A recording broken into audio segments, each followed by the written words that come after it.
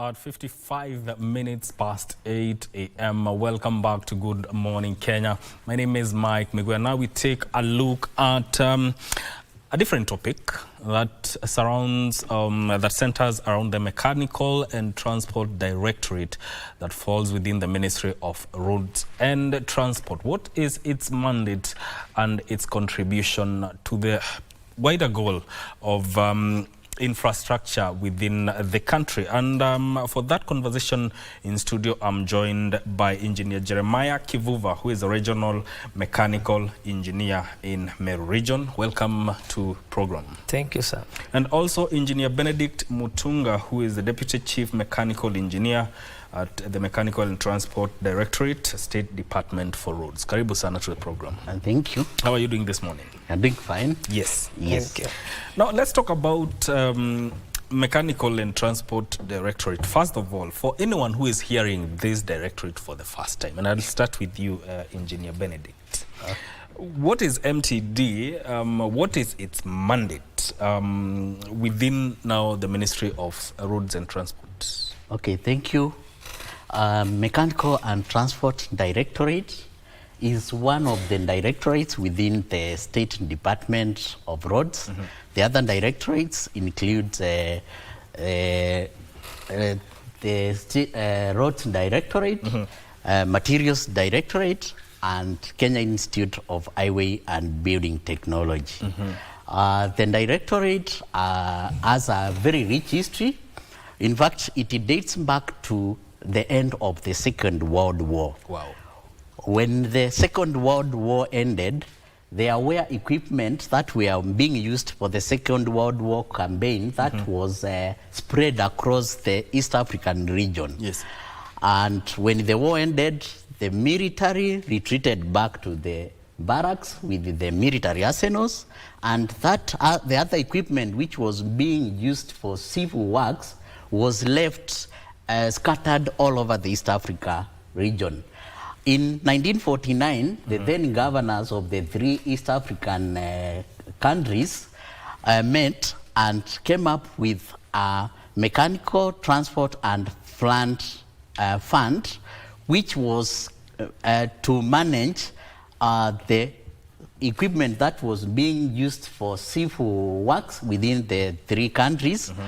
And after independence, the division took over. It started as a division, but recently it was elevated to the level of a directorate. Mm-hmm. It has been, its core mandate is to advise the government of Kenya on matters mechanical and transport. Mm-hmm. And it has been discharging this mandate diligently. In fact, from the executive order of 2023, executive order number 1 of 2023, mm-hmm. then the directorate was given 2 mandates: to manage mechanical and transport services, mm-hmm. and to administer Mechanical and Transport Fund. Mm-hmm. Mechanical and Transport Fund was formed back in 2003, but it was operationalized in 2006. Mm-hmm. In fact, the government of Kenya gave some seed money to start the Mechanical and Transport Fund. And on top of that, it acquired a loan of about 2 billion from the Korean government, mm-hmm. which acquired equipment from Korea. And from that equipment, the Mechanical and Transport Fund has been running. Mm-hmm. And after the promulgation of the Constitution in 2010, it was found that some of the equipment was to be devolved. Mm-hmm. The then governors of the past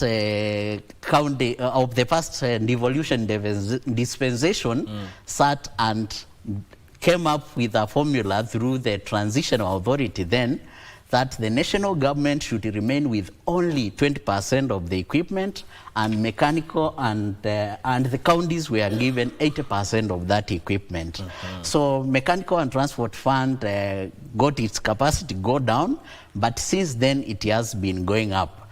I think Mechanical and Transport Division has presence in all the 47 counties. Mm-hmm. It's within all over the country. Yes. And it has a staff strength of about 1,075 staff, which comprises of about 61 engineers, 97 technicians, several number of drivers, plant operators, mechanics, and the support services, which includes accounting, procurement, and HR services. So I think, Engineer, you can add some more. Engineer, I'll come back to you, yes, because we also need to talk about the functions of MTD, but we'll do that once we come from this short break. Stay with us. This is Good Morning Kenya. Thank you. We are talking about the Mechanical and Transport Directorate that falls under the Ministry of Roads and Transport. And so far it seems it's the engine room for infrastructure within the country. Now, we continue with this conversation. Engineer Kivuva, so how does MTD contribute to Kenya's, or national building of the goals of infrastructure, improving roads and other infrastructures? Yeah, as Engineer Mutunga said, we have a good lot of technical staff, from engineers to technicians, inspectors to operators, drivers. Then an immense capacity of equipment, yes, which are located in the whole country, in the 23 regions and the 82 places where we can be reached. Our presence is in every county. Now, with that kind of a setup, we are able to, as initially it was, empower the public through leasing of our equipment, so that they can be able to be part of the infrastructure development. We as MTD also engage in the same through the county governments, through other MDAs, by hiring equipment to them and being part of the infrastructure development. One of our strengths is the fact that we are very well trained operators, drivers, and mechanics, and that makes us be able to easily roll on the ground with good results, and coming up with very sustainable infrastructure on the ground. Yes. Sustainable infrastructure. We'll come to sustainability as we progress through the program. But Engineer Benedict, maybe it would be good to highlight some of the major functions and services that MTD offers to both government and even the general public. Okay, thank you. MTD offers several services, which were communicated to the public through a gazetting notice, a legal notice of a bit, it's older, of around 2011, and it has been ineffective. And some of the services includes valuations, specifications, inspections, plant services, like we run an operational list through Mechanical and Transport Fund, where if you get a job, you can come to Mechanical and get the assurance that you will execute that job satisfactorily through using the operational use of Mechanical and Transport Fund. On advising government on matters mechanical, we do it through Mechanical and Transport Services, which, as I had said, they include a range of services, including valuations, inspections. We also do repairs. We also do pre-delivery inspections. It's quite a range. If you get our brochure and the rate card, it has quite a range of services. When you talk about valuation, it's valuation of the vehicles that are being used? Valuation of motor vehicle. Valuation, I think it will be discussed broadly. Valuation can be done for several reasons. Yes. You can do valuation for book value. You can do valuation for disposal. You can do valuation for through a court order, like if you are ordered by the court to do a valuation. If there is some, the courts are resolving some issues, they need an independent opinion. before they make a decision. So that independent opinion usually comes from Mechanical and Transport Fund, Mechanical and Transport Directorate. Okay. Yes. Indeed. Yes. You know, you fall under the Ministry of Roads and Transport, and which means you have a connection within the transport sector. And Engineer Kivuva, how do you think MTD has contributed when it comes to standardization mandate and in the process improved the cost effectiveness in fleet management? Basically, being the department which comes out with the specifications on the equipment, plant and motor vehicles in the country, that somehow in one way or the other brings the standardization of what comes into the country with respect to its utility and the same.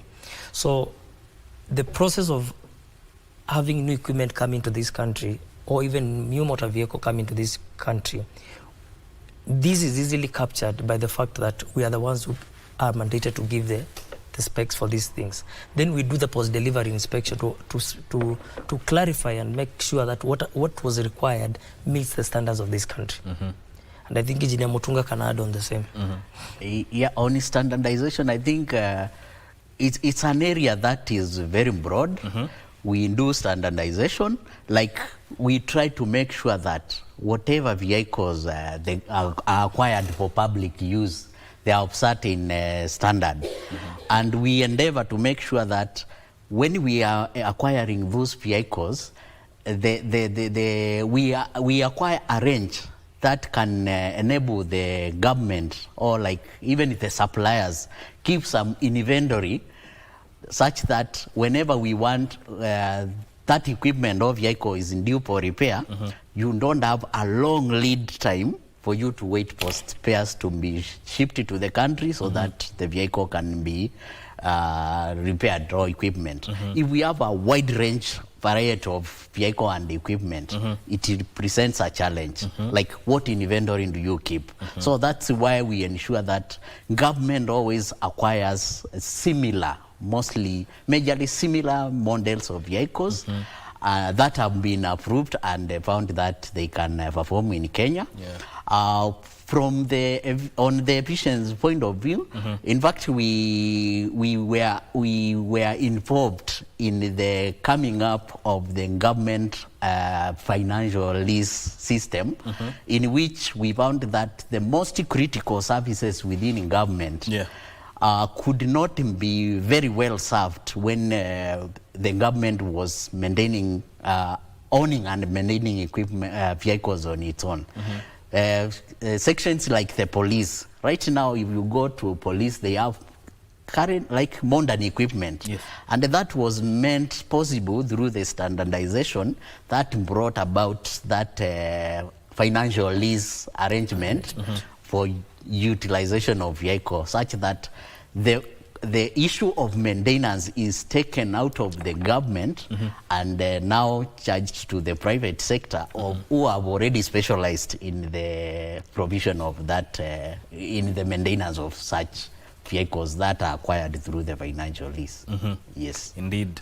You know, as I was reading about MTD, I found out that you also do driver testing. Yes.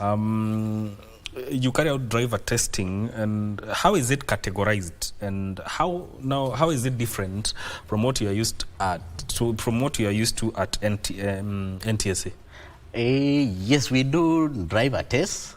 It's categorized from suitability tests, which is our entry point. Yes. Suitability tests is a way of ensuring that a driver is competent enough and can be employed to the government as a driver, or any public institution or any institution that might require someone to have a suitability before joining them. Yes.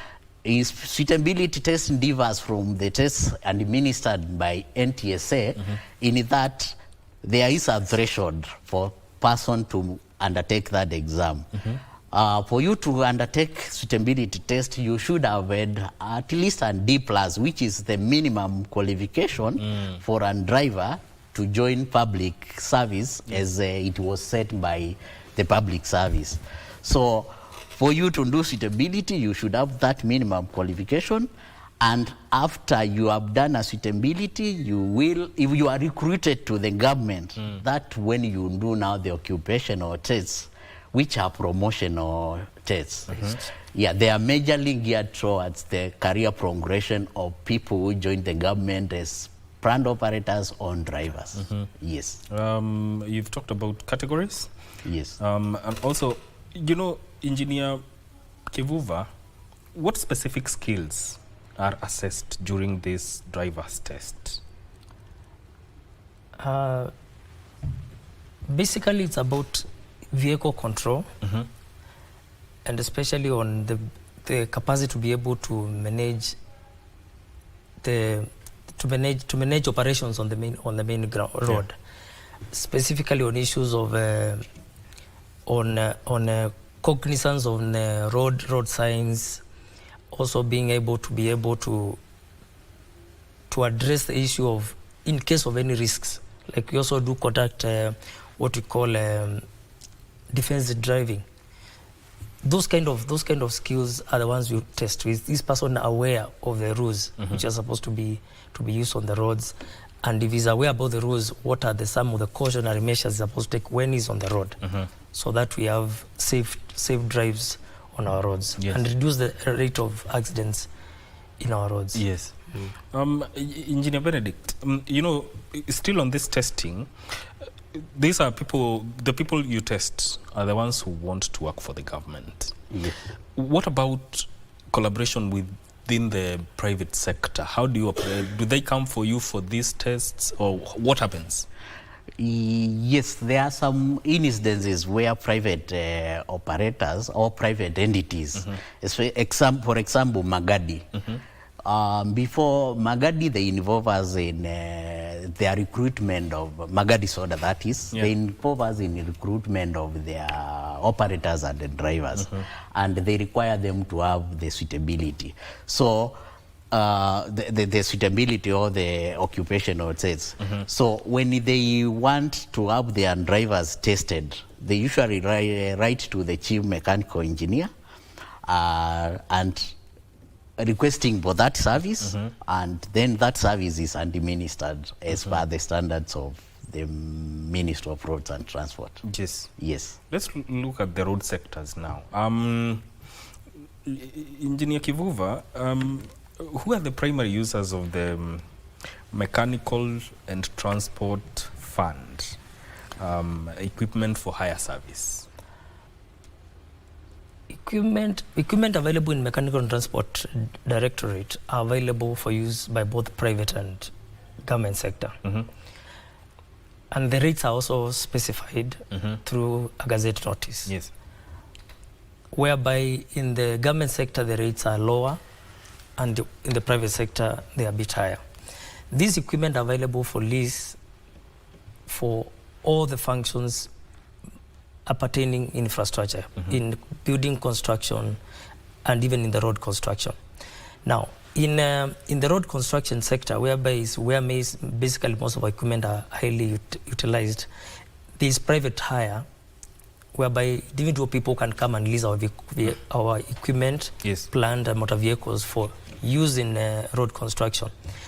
And then there is also the government sector, basically the county governments, which have found a refuge in our facilities because of the fact that you can be able to offer quality and cheap infrastructure through using of MTF facilities, because we are non-government, we are a government institution, and we are not profit making.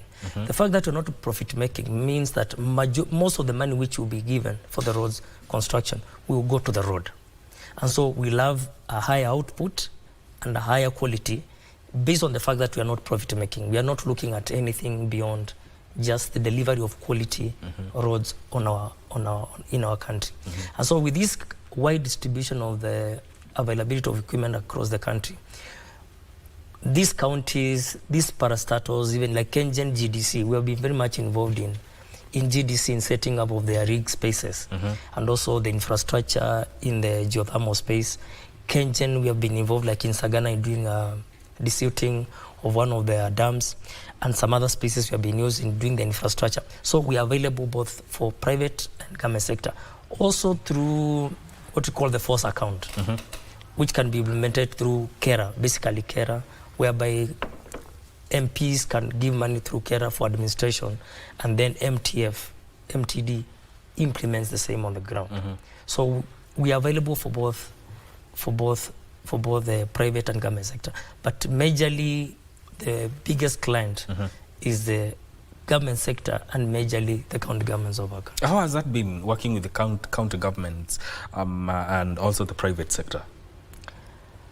With respect to how you work with county governments? The process is just simple. The process involves us initially surveying the roads, getting to know what is their need. Then from the need with respect to the roads, we identify the equipment need also. Then based on that, we do a quotation for the same. When the quotation is agreeable on both parties, then we do a contract. Based on this contract and the way the policy works with MTD is such that you have to pay the fund before they execute. It's not like the normal contracts whereby you'll be paid after you have executed. The MTF fund now. MTF fund, the fund. You have to pay it before the execution. So when you pay the initial deposit, can be in tranches, it can be in the whole amount, we now hit the ground to make sure now we execute as per the BOQ through the guidance and the direction of the county government, roads department, as it is. Okay. Engineer Benedict, how does MTD ensure that there's a whole wide range of heavy plant equipment? How are they strategically utilized? Because we are looking at 23 regions within the country. Yes. Okay. As from when we were opening, we said we are about 23 regions, and we have some. We are present in all the 47 counties, and throughout the country, I think we have a total of about 72 offices. So within these offices, equipment are usually pulled to the regions. So our operation center is the region. A region will cover several counties, and within the needs within that county are usually addressed through that regional office, and it has been effective. In that, in fact, we have our equipment, even our inventory is divided into those 24 regions. You have a region as a set of equipment which is assigned such that it can execute a road project from opening all through to the specialized one, which might require bitumen. And we don't, for bitumen equipment, we don't have much. We have recently acquired just a few. So that one we usually mobilize where there is need. In fact, we even got some soil stabilization equipment from the government of Japan, and that equipment has been moving throughout. There are only 2 throughout the country, but we make sure wherever there is a demand, we deliver the equipment. But the ones for doing basic road works up to the point of processing of a road, we ensure that each region has at least a set or 2 sets of equipment that can execute works. And we also move the equipment according to demand. Whenever we have a county government that has higher demand, we usually mobilize more capacity to cater for that demand. Because the way the demand for equipment is, you find that the counties don't execute the works at the same time. Even the private contractors don't execute the works at the same time. So we prioritize depending on the demand. We are currently not having enough. We might have some cases where we have short of capacity, but the way roads works are done in Kenya with the procurement process, you find that all the activities are rolled at the same time. But the Mechanical and Transport Directorate is in the process of negotiating for more recapitalization. And we are planning to bring in more equipment, especially on specialized. Like you see, there is a gap in Kenya. Local contractors are being empowered through Mechanical and Transport Fund, and they have acquired equipment. But that equipment which has been acquired can only do works up to a certain level. But when you want to do up to Butman standard, there's a gap where you find that contracts are usually given to companies that are from outside Kenya.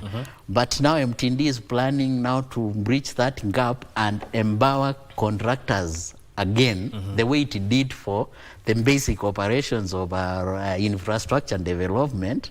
Now we want to acquire equipment that will bridge for the gap and ensure that our contractors can also compete effectively for big contracts within our country. And that will ensure that our economy grows, because most of the value addition to the road infrastructure will be done by locals. Yes. Yes. Indeed. You know, we talked about MTF, Engineer Kivuva, and you know, where money is involved, issues of transparency do come up. So my question to you is, what oversight is there to ensure that there is transparency, especially when MTD advises on the procurement and disposal of assets? Basically, Procurement Disposal Act, Public Procurement and Disposal Act is the main advisor and the main doctrine which gives the policy direction on procurement of both motor vehicle, plant, and equipment. And the processes are well structured on how and what to procure and in what way to be able to be procured.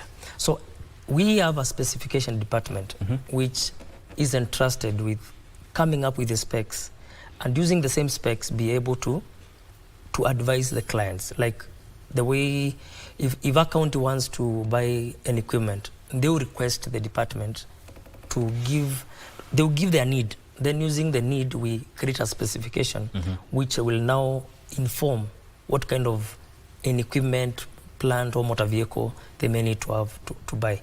And all this is laid down under the Public Procurement and Disposal Act. When it comes to the same issue of disposal, because it's also under one of our mandates on how to advise on how to dispose, public institutions can come to us and they request that they want to dispose some of their assets. We do evaluation based on a disposal, establish what you may call a basic rate, a basic price, which is the one which will form the basics of what price the vehicle should be sold in the market. Just in case it's below, then it will not be disposed. But the price is above what you may call the set base of the price. After the evaluation cost, then the vehicle can be disposed. And most of the time is in the open tender. Okay.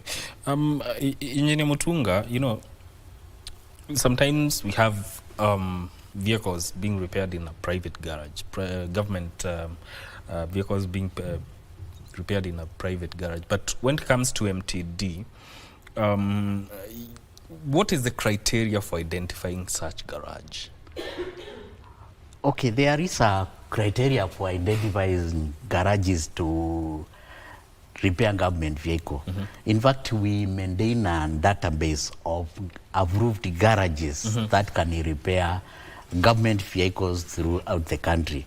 So if an appropriator wants to give services to the government in terms of repair works, they usually come to MTD, request for a garage inspection. We have a service even within the gazetted rates that's called garage inspection. And when we are inspecting those garages, we look for several things. We look for, is it secure?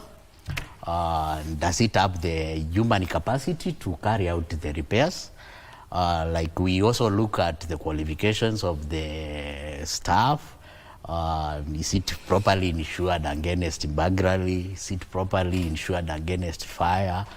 And the general outlook, and does it have a perimeter wall? and does it have the necessary equipment for carrying out those repairs? And is it properly registered in Kenya? Is it in doing its statutory duty of paying taxes? So those are some of the criteria we look when we are registering private garages to repair government vehicles. Okay. Yes. Still on you, Engineer Mutunga. As Mechanical and Transport Directorate now, how do you protect the consumer as you enforce the 1515 and 2000 shilling specifications for used imports? Okay, I think the KS 1515, Yes. we do it on behalf of Kenyan Bureau of Standards. Yes.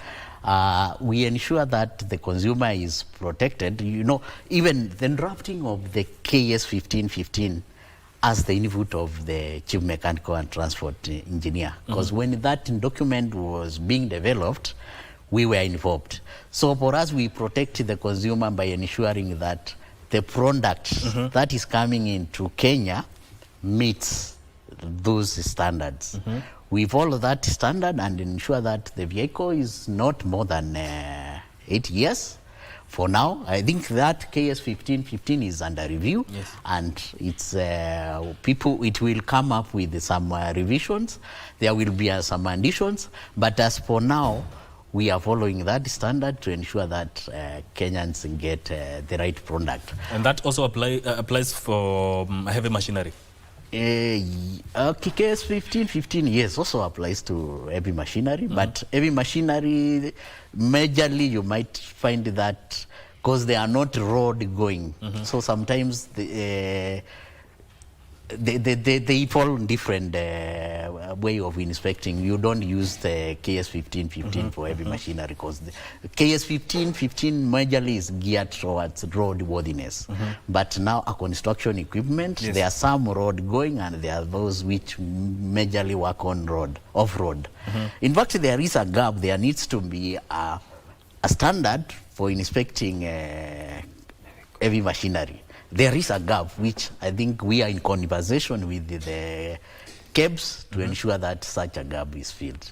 But for motor vehicle, we ensure that we follow the KS 1515 to the latter. We are not the only entity that is doing KS 1515. And KEBS has licensed some independent inspectors from the country of origin of the vehicle.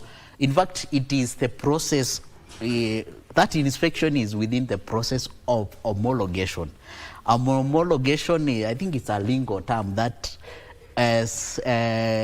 guarantees the society that whatever product has been brought to this country Yes. is fit and safe for use on our roads. So KS 1515 is part of the homologation process, and now we are in conversation with other stakeholders to ensure that the homologation process is well elaborated within our country, and we have the necessary tools that will guide the process of homologation. So you also work hand in hand with KEBS? Yes, we do. Okay.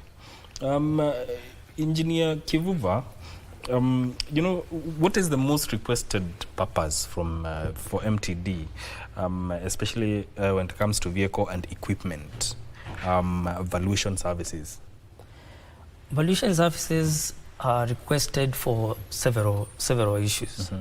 But majorly, the key reasons why valuations are requested is on disposal, to get the resale value, so that if you establish the resale value, now you can be able to know how much you're going to dispose it at. If anybody offers above that, then you're making something good with respect to valuation and the depreciation aspect of it. We also get requests from courts of law. Maybe if an issue is around an equipment, vehicle, and maybe a plant, we may be involved to give a valuation based on it from the courts of law. Another basis is on insurance issues, to establish the value of the vehicle, so that value can determine what is it going to be insured against. Another one is on issues of loans. before a loan is given on an asset, on a capital asset like a vehicle, they will need to know what is the value of this vehicle, so that all this plant, all this equipment, so that now the loan determination can be based on that. And those are basically the 4 key places whereby the public would come to us for valuation of plant, motor vehicle and equipment. Okay. Let's say, still on you, let's say a vehicle fails post-repair inspection. What are the consequences? One, when it fails a post-repair inspection, the key thing is just to go back to for them to correct what has been noticed not to have been done. Because the pre-repair inspection, that is the mechanical inspection we do, will state everything we need to be done on the vehicle, or the plant, or the equipment. When the merchant or the person now supposed to do the repairs goes and does the repairs, it comes back for post-repair. We don't charge post-repair. Actually, we do it for free. And then if we notice there's any discrepancies on what has been stated, then you have to go and redo them, do them again. Failure to that, then we notify the mother owner of the vehicle, so that they take their own necessary action, either to pay you based on what has been done, or maybe you have to go and redo the repairs again. Engineer Mutunga, you know, this aspect of abuse and misuse. Are there disciplinary actions that follow once you establish that after an inspection there's liability when it comes to misuse or abuse of equipment? Yes, there are consequences if an equipment or a motor vehicle is misused. In fact, for motor vehicle, I think it even involves the government vehicle check units. Okay. Yeah, they do random checks and ensure that government vehicles are well utilized. And in case, like for Mechanical and Transport Directorate, we even have our procedure. Like if we establish a misuse or abuse of a vehicle, we usually take disciplinary action through the laid down procedures in human resource. Like if somebody abuses a vehicle, is issued with a show cause letter.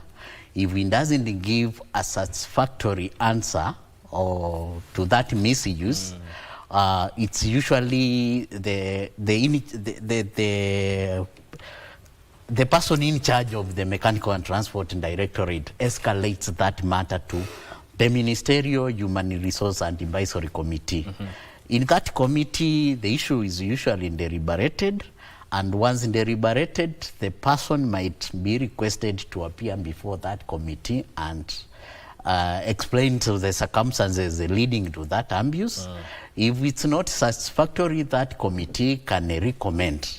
It can recommend some sanctions, which might include a warning letter, suspension, interdictions, and to the worst case scenario, sacking. Once that committee makes some recommendation to the accounting officer, who is the principal secretary in the ministry, then that recommendation is usually effected. It's always ensured that the government gets value for its money, and if an equipment or motor vehicle is misused, there are consequences to the person involved. When we are talking about misuse, what are some of the things that are considered as misuse from an MTD's perspective? From MTD perspective, we do operational lease. And for an equipment or vehicle, for a vehicle, if it moves a certain number of kilometers, it should translate to some revenue to Mechanical and Transport. And a plant equipment, if the meter moves, it should also translate to some revenue to Mechanical and Transport Fund. If that revenue doesn't translate to Mechanical and Transport Fund, that's a misuse. Or like if you misapply an equipment, like let's say you use a shaft, a wheel loader to do excavation. Or dozing. Or dozing. That's a misuse. And the wear and tear of that equipment is usually accelerated if you misapply. If we establish you have misapplied an equipment, it's also a form of misuse. Yeah, so those are some of the areas of misuse within MTD. Yeah. You know, now we are living in an age where technology is advancing and it's changing as we go along.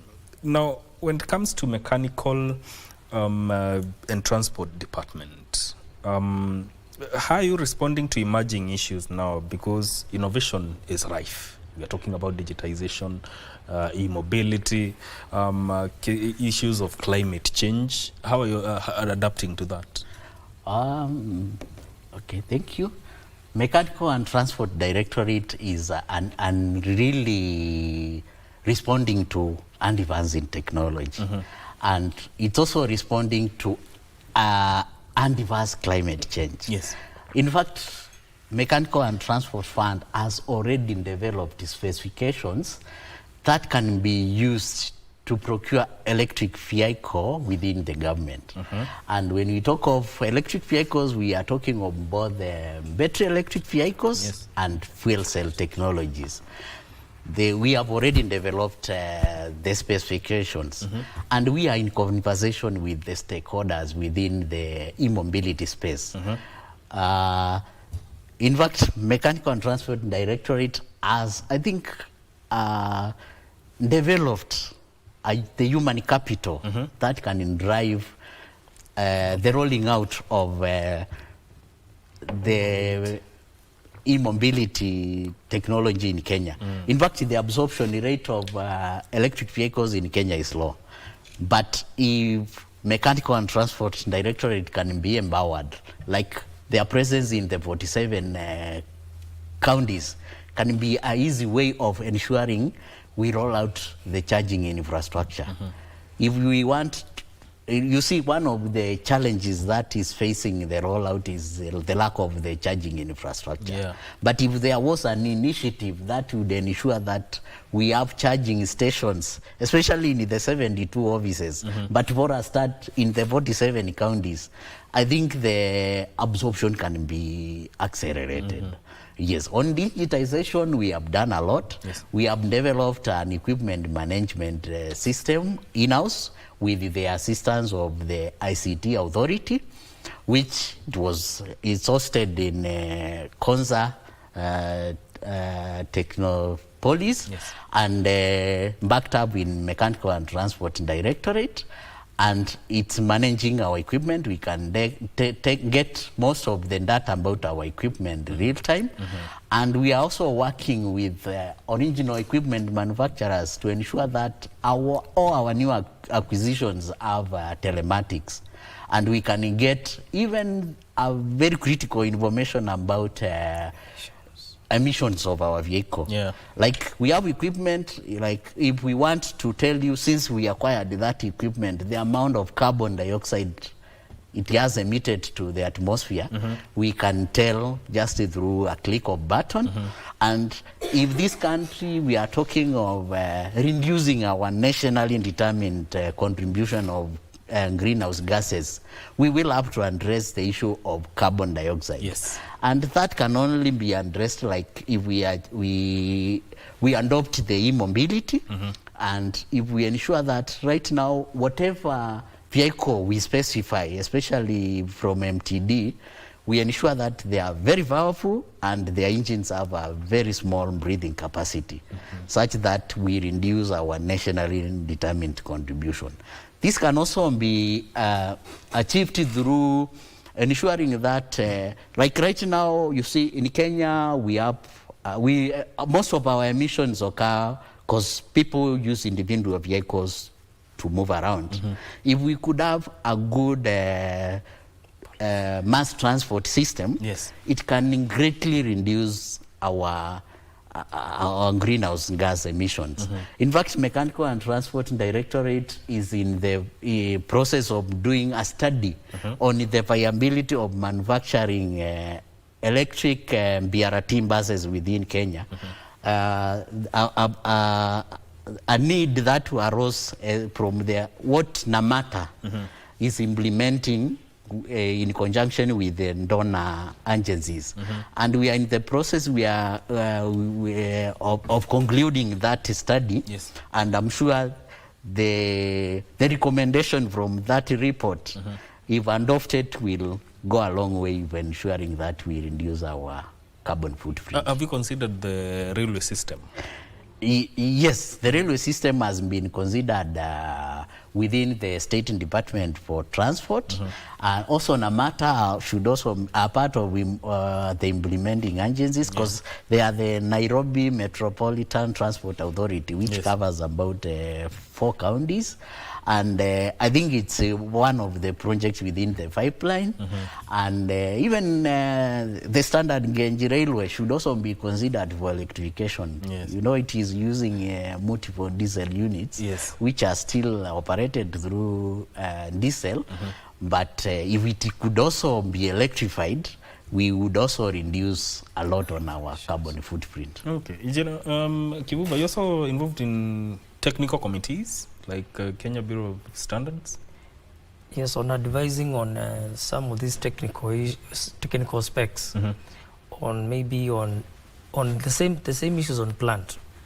What are the specifications? And we also part of now coming up with specs like the ones talking about e-mobility. What are some of the standards which needs to be put across, so that we don't just get anything coming to our country.